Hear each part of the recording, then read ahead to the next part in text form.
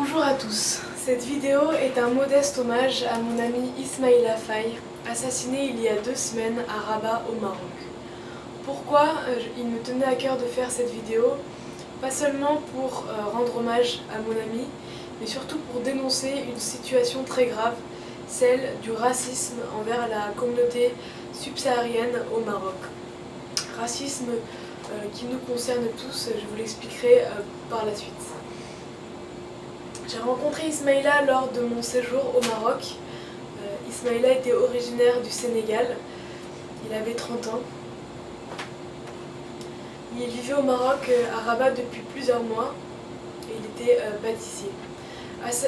Ismaïla a été assassiné violemment, sauvagement. Il a été poignardé de 3 coups de couteau à la gare de Rabat parce qu'il a refusé de céder sa place dans un bus à un Marocain qui le menaçait.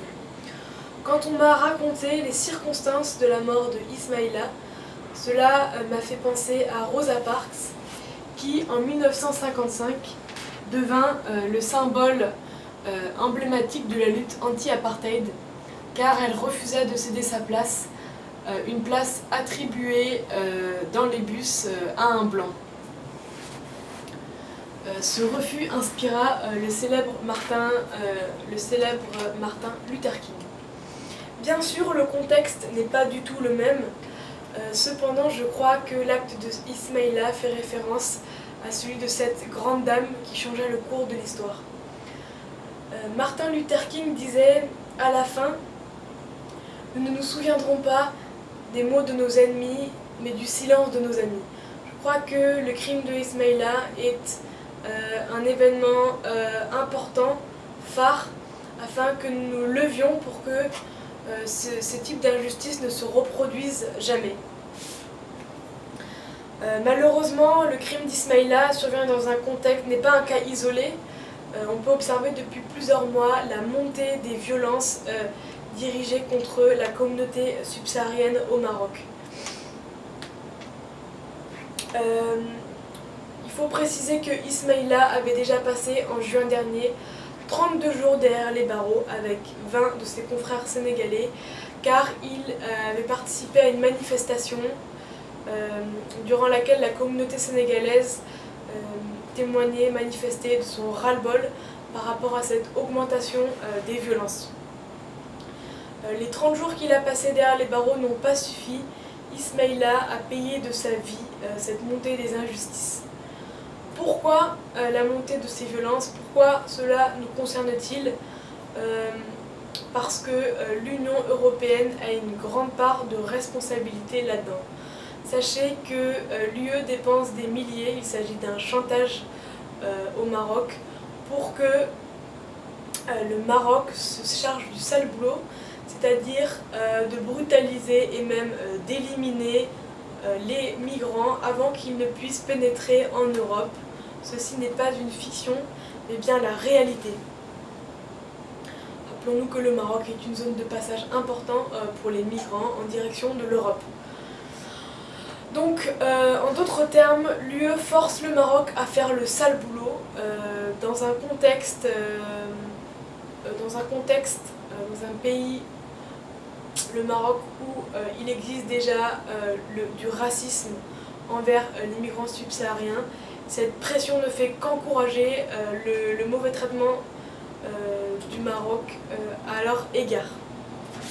J'ai pu constater ces mauvais traitements tout au long de mon séjour au Maroc, je dirais même chaque jour, des violences quotidiennes envers les Marocains, envers les subsahariens, particulièrement les femmes, des chasses à l'homme répétées, c'est-à-dire qu'on arrête, on remplit des bus de migrants, de personnes qu'on emmène à la frontière algérienne pour les expulser.